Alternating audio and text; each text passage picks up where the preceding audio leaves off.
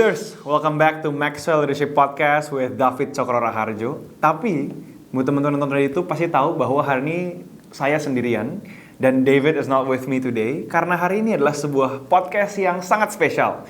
Jadi beberapa saat lalu, Miss Merry Riana dan juga David Tjokrorahardjo berangkat ke Orlando di Amerika Serikat untuk bertemu dengan seseorang yang sangat luar biasa. Namanya adalah Chris Robinson, dia adalah seorang VP dari Maxwell Entrepreneurial Solutions.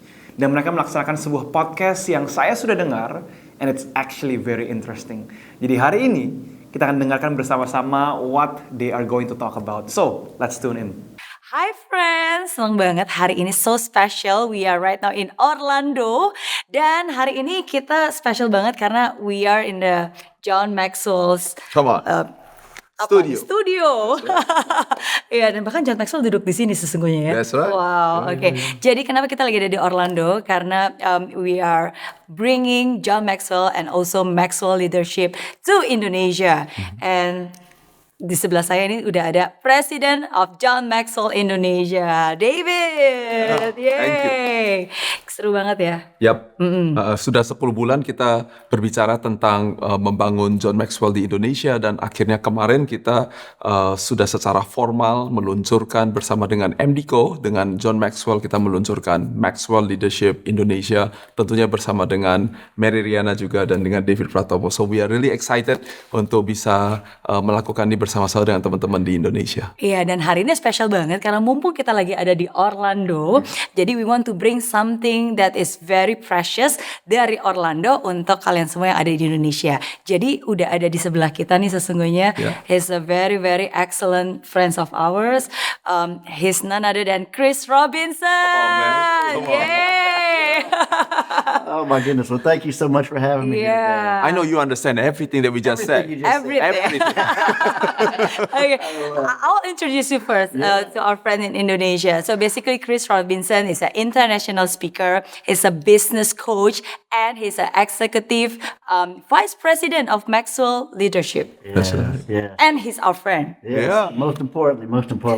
And as we're doing this, today is actually his 17th birthday. So happy is. birthday to you. Yeah, happy birthday. Well, hey, I just first and foremost want to say thank you. You know, I've had the privilege of getting to know you two over the past couple months, and you know, getting around John Maxwell is not easy. You know, I've had the privilege of being around him for the last 14 years and serving as the vice president of Maxwell Leadership for the past 4 years, and there's a lot of people that come into John's world, and he's very highly intentional about who he allows to come in to represent him.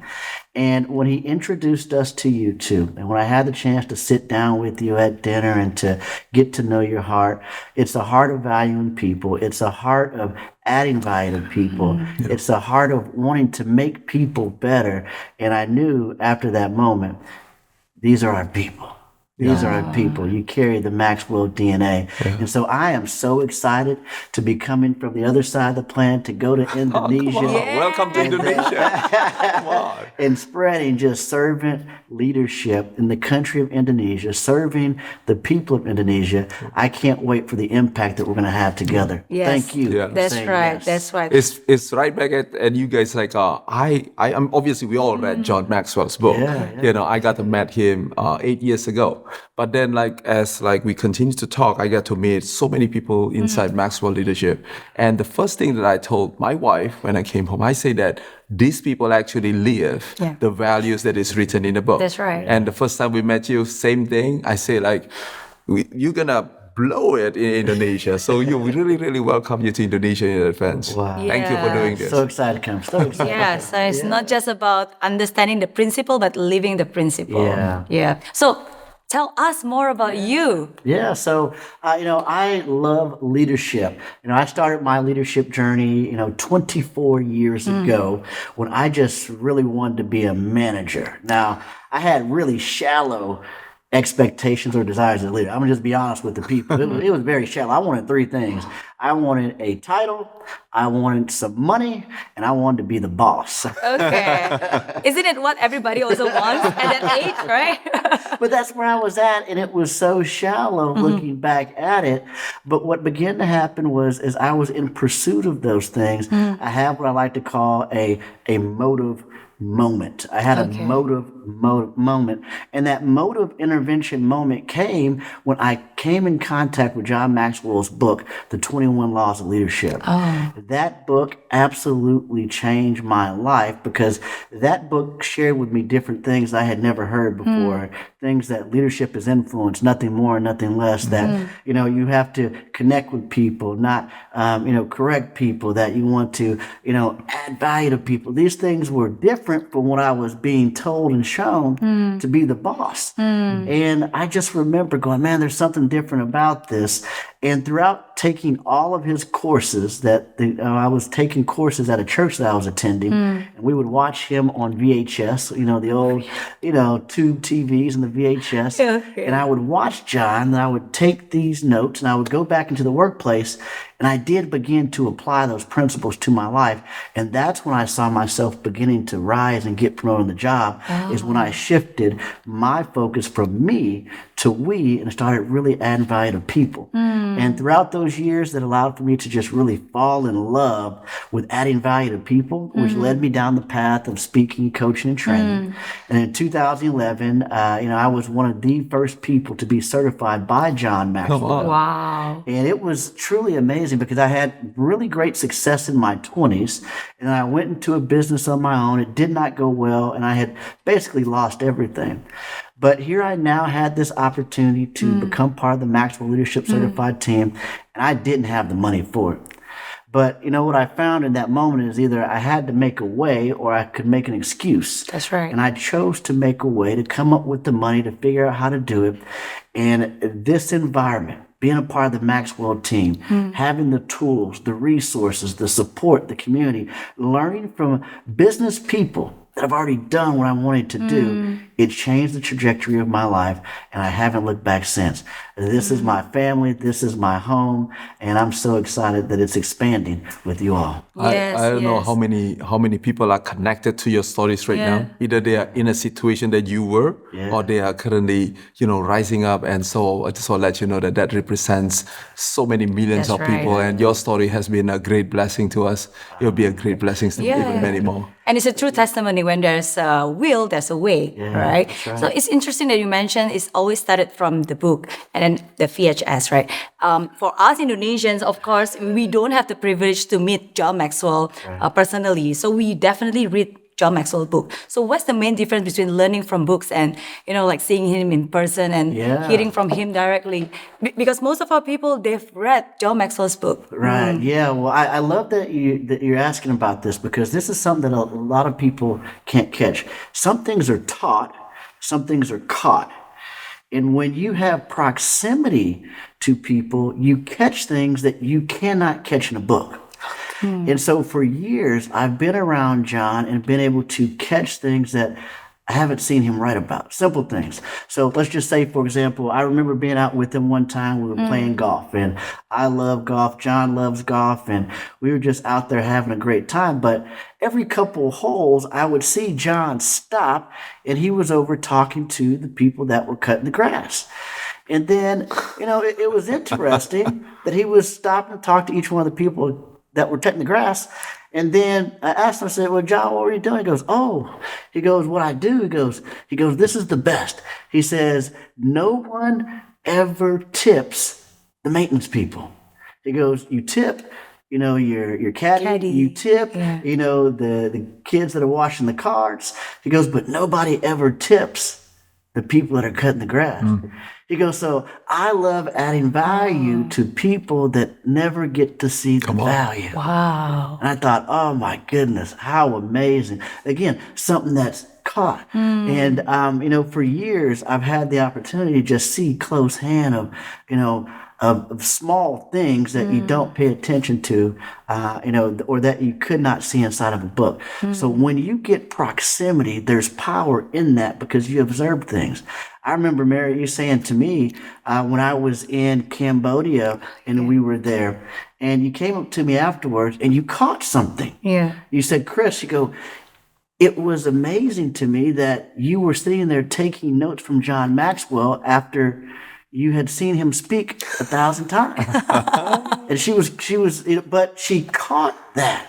I wasn't doing that for Mary, but if she had never been in that scenario and she had never seen me sitting at the feet of the number one communicator in the world, still taking notes, still learning, growing, that was something that was caught that I would never think to teach anyone, but she caught it because of proximity. That's right. And I was so surprised he remembered it. It was like many months ago. And it is because, I have a privilege of sitting just right next to him. And, he's a speaker and he's been with John every single time. And then when John is speaking, and I saw him writing notes. So that's why I was asking like, wow, you still write notes from him, his teaching, and that shows humbleness and the willingness to always learn, and the mindset of always keep learning. I think that's excellent. And I mean, and today I'm more fired up about getting better as a communicator as I've ever been. And it's so exciting. And that was really one of the things that I was taking notes for, was I was taking notes to learn from John. But then after I was done speaking, John, we sat down afterwards and I said, John, could you give me feedback on my speaking today? And John began to give me, 1 thing, 2 things, 3 things, 10 things, 20 things that I could fix. But the thing is that we're just such rapid learners, and we love learning, we love growing, and that's the environment that we're in. We're going to live until we die. We're going to learn until we die. Every single day we're going to pursue it. That's right. And that's what he always says. You don't make learning as a destination, you make learning as the lifestyle. The lifestyle. There you go. There you go. That's right. Yeah. Okay. So, you have the privilege of being with John for many, many years. So what is the most principle that's always stick with you that change your perspective, especially in your leadership? Well, gosh, there's so many different things that John has done to shape me. I met number one thing. So really, I'm going to be doing a talk here tomorrow, and I'll share with you the 3 things that I've dedicated my life to over time. The first thing that really shifted me and that I decided to do is going to dedicate my life to adding value to people. And the joy and the fulfillment that you get of adding value to people's life will significantly pay you and fulfill you more than anything. And so I made a conscious decision that, hey, look, I'm going to make a life and live a life of adding value to people. The second dedication to life that I made was that I'm going to not only add value to people, but how they like to have value added to them. And what that does is that has you thinking every day, who and how can I add value? Because you have to get specific and intentional about adding value to people. So you got to put a face to it. Say, hey, who am I going to add value today? How am I going to add value today? And when you do that, you begin to connect with people in a level that you never have before. And then the third thing that I committed to do and dedicate my life to was to learn and apply the principles. Not just learn it, because, I'm not trying to get a PhD in philosophy. I want to live out a life that's full, and the only way that you can do that is by applying the principles. So I can read all the books that are on the shelves, but if I don't do anything, nothing in my life is going to change. And so there's a real simple philosophy that I always teach. It's 2 parts. It's learn a little bit and do a little bit. And if you can do that consistently, day in and day out, you're going to grow, you're going to learn, life is going to get better. This is so good because, what happened, like yesterday I say that, in the last 5 months, I wrote that 2 books. I'm writing my 3rd book. And it all because 8 years ago when I met John, his message to me, he says, David, you just need to do one thing. I do one thing every day. Right. From Monday to Sunday, every day I write a book. Right. You know, on my birthday, I write a book. On my wife's birthday, I write a book. On my anniversary, I write a book, and so on and so on and so on. You know, so 5 months ago, I started to do that. But here's the thing. When I see him again recently, he said, David, now I need you to do one thing because writing a book has never been the goal of my life. Right. He said that my goal is that every day I want to add values to people around me. So he said, no, change the goal. Right. Every day add values. And he just said it so perfectly. So again, you know, like this is all live. You know, we didn't check our notes before or anything like that. I just want to say that you know, once again, it's what the Maxwell leadership really That's right. represents. You know, it's not just again something that you write on the book, you know, and then you say, like, okay, we're gonna sell this concept so that a lot of people will buy the book or the certification or anything like that. But it's really living it, you know. And hearing you saying that, I thought, like, my God, you know. That's right. So right. we are still learning from you, learning from John. So thank you so much for sharing That's that. right. Thank That's you. right. And that is an aha moment for everyone who is watching. You know, like learn a little bit, do a little bit, learn a little bit, and do a little bit. And it's not like learn a lot and do nothing, right? Because sometimes we can be overwhelmed with a lot of things, and yet we do nothing. Right. That's correct. That's Okay. correct. So talking about leadership is a journey. I mean, we all believe leadership is a journey. It's a journey filled with challenges and setbacks. So tell me your most difficult moment in your career that you almost give up, and how do you overcome it? Yeah, you know, I think about the most difficult day. I call it my $12 moment. $12 moment. $12 moment. Okay. You know, it was in that moment on this planet, on the entire planet, I had $12 to my name. You see, I had transitioned. I did really well throughout my 20s, and I transitioned to doing my own business. And, you know, after almost a year, that business was done, and I was trying to transition into speaking and coaching. And I was just getting started. I had finally got a client, and things were going well, but that client was about 80% of my income. Partnership broke up, and when that partnership broke up, you know, of course, they let me go. And I was so focused on paying for debt that I wasn't saving any money. And so on that given day, I had $12.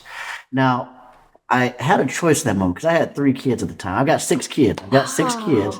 I've got triplets, I've got twins, and I've got a single. Okay? I only had 3 at the time. Okay, we'll talk about them kids. All right. But I had 3 kids, and you know, it was one of those moments where I've got to make this choice.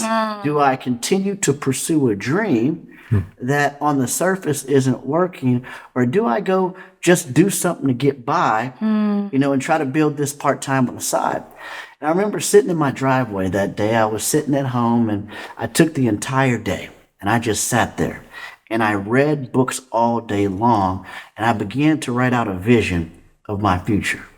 I began to write out about speaking all around the world, which you all are helping me do. I began to write a vision of adding value to people. I began to write a vision of financial freedom. I began to write a vision of my family being satisfied and fulfilled as a result of the work that I did. And I locked in an image of what I wanted in life that day. And what I decided to do is to hold on to that image and to hold on to that dream.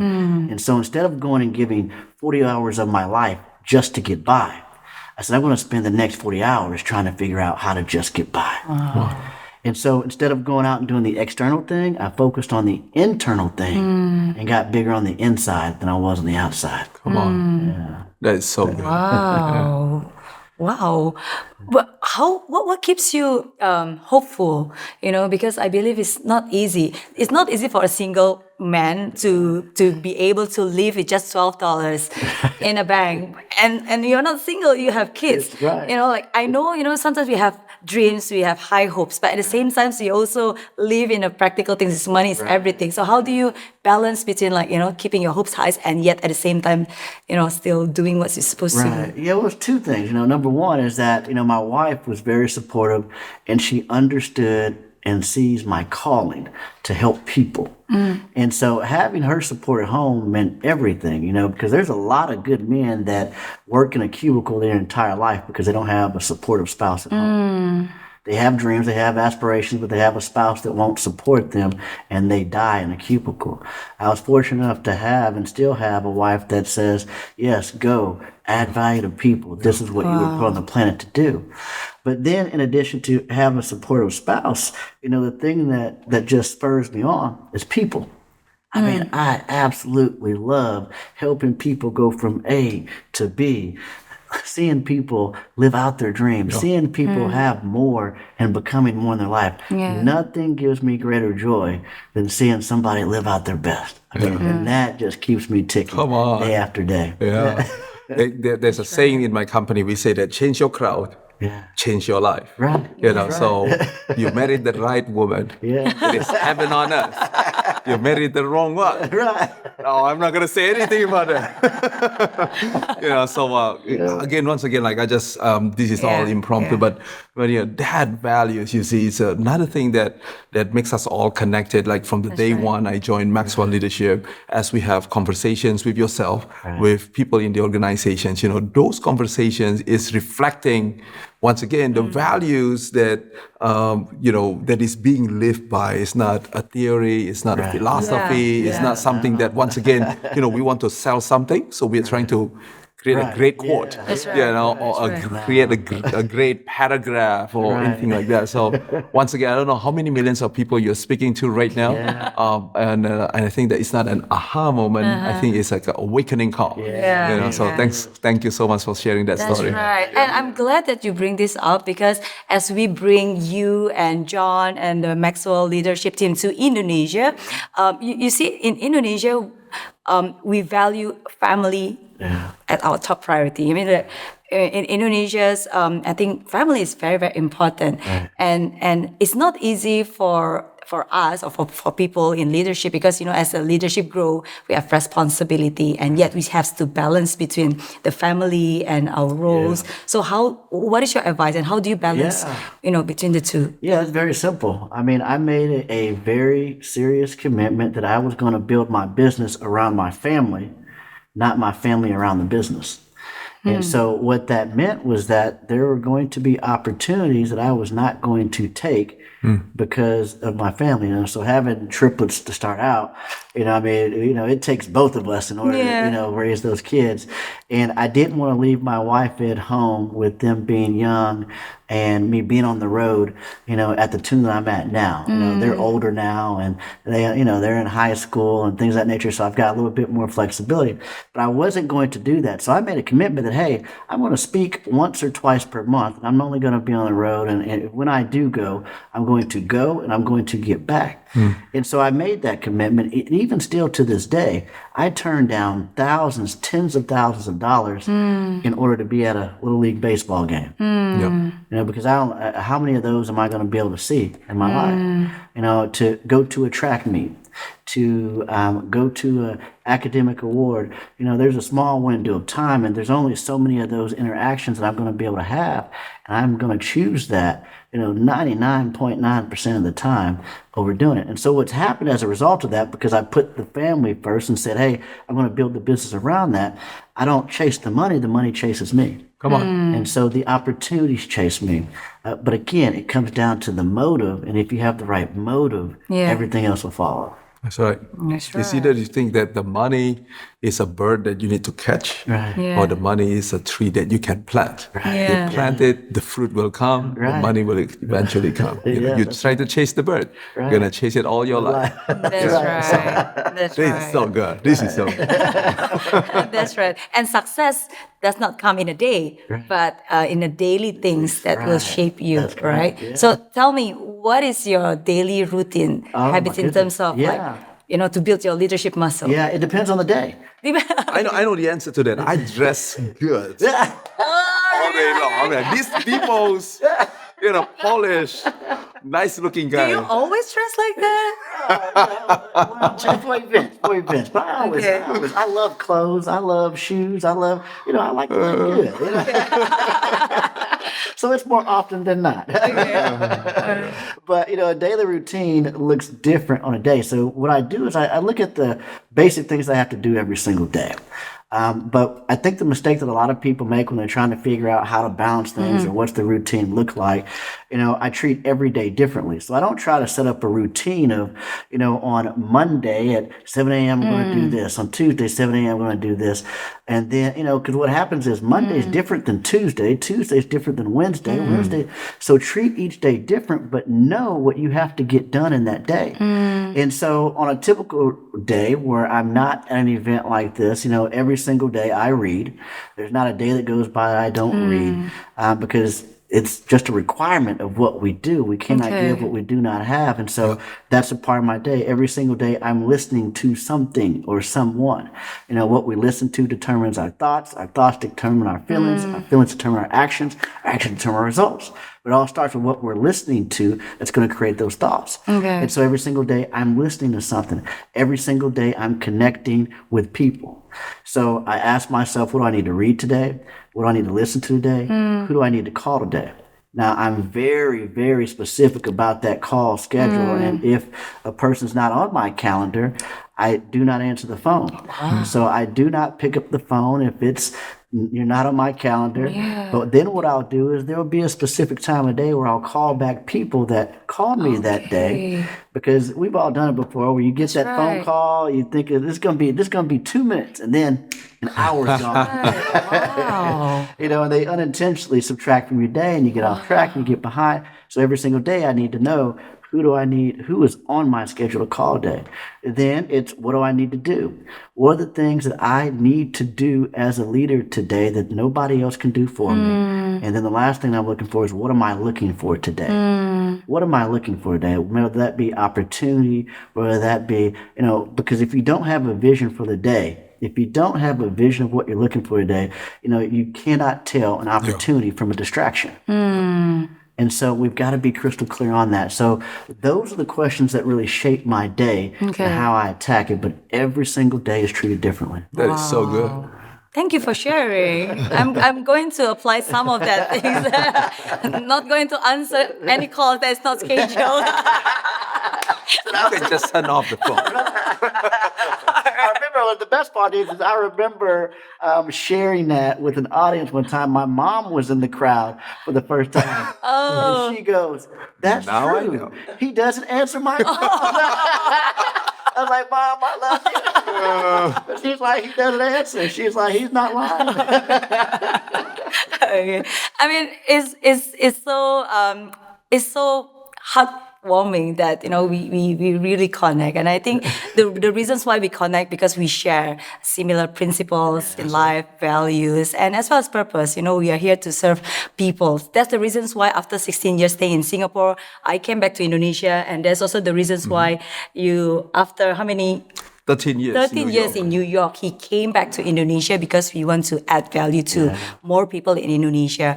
And in Indonesia, we call this Inspira Fest. Yes. It's actually our mega event whereby people can learn and connect. They can actually learn from various great leaders in Indonesia, and we've been doing that for the past 10 years, this Inspira Fest. And when I know about John Maxwell and Maxwell Leadership, you do have this mega event here in US, and it's called Day to Grow. That's correct. Right? So tell us more about your Day to Grow first here in the US. Yeah, here at Day to Grow, we've done that for the last 10 years as well. So we were starting at the same time, right? I just know that. Starting at the same time. And so we use our Day to Grow as a way to reach the masses, to allow them into our space, because typically it's attached to our certification program that we have, where we equip and train people that want to speak, coach, and train. But then we have a day that's just for everyone to be able to come in, because we do believe that everyone has to work on themselves first before they can add value to anyone else, and that everyone needs and deserves personal growth and development. And so that's what Day to Grow is really all about here, is being able to open up our arms to make it affordable and reachable for anyone to be able to come in the room with us and learn from some of the best speakers on the planet. Okay, okay. And that's the reasons why we definitely will bring you to Indonesia. Yes. And for the first time ever Yeah, right now, it's come not just Inspira Fest or Day to Grow, but now it's Inspira Fest Day to Grow yeah. in Indonesia. So excited. We are so excited. All right. So tell us more. Like, what are you going to share, and Yeah. what do you think they will expect to learn from the John's principles and from yourself? Yeah, I'm so excited to come to Spirit Fest in Indonesia. It's going to be a great time. I'm going to be talking about leadership that day. I share with you briefly a couple different things I did that I dedicated my life to that really added value to me.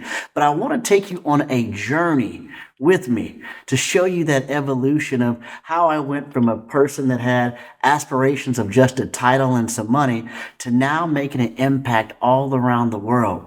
I want to encourage you that day. I want to give you some real life stories where I'm completely vulnerable with you to share with you $12 moments. I'm not there to be on a pedestal. I want you to know I'm just like you, an individual with a dream.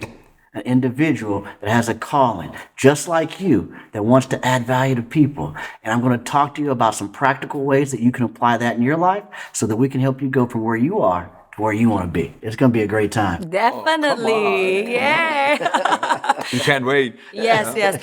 As you mentioned about the $12 moment, it keeps reminding me because of my $10 a week moments as well. So, I mean, like we all have been through a lot of setbacks in our life, but life goes on. It does. And our choice, can create a difference in our life.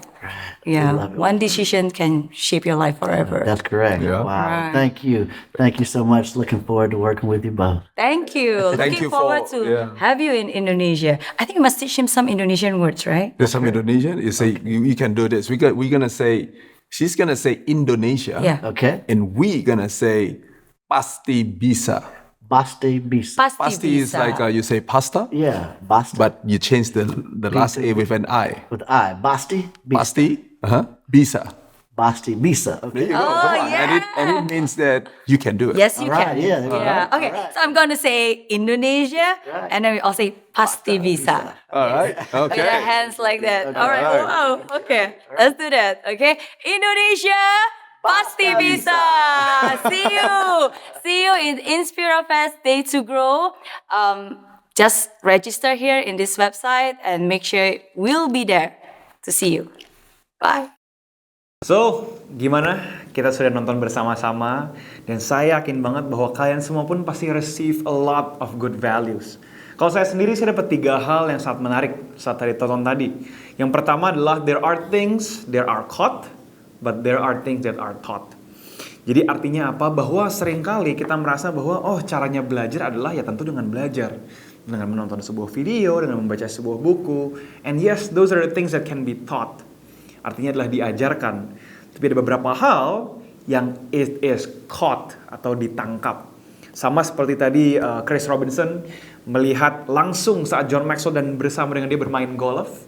Dan dia melihat bagaimana John memperlakukan orang-orang yang sedang bersama-sama dengan dia. Dan hal-hal tersebut tentu tidak selalu ditulis dalam sebuah buku. And yes, of course, John Maxwell sendiri menulis begitu banyak buku. Tapi tentu dalam sebuah kehidupan John masih banyak sekali hal-hal yang bisa dipelajari. Dan sama seperti Chris Robinson, saya yakin saya sendiri pun dan kalian semua pasti pernah belajar dari orang lain yang mungkin mereka tidak tulis dalam sebuah buku, video, atau wujud secara verbal, tapi kita melihat langsung bagaimana mereka bertindak. Because of course the greatest lesson is the things that you see, not the things that you read. Yang kedua adalah tentang your daily habits. Apa kebiasaan kalian setiap harinya?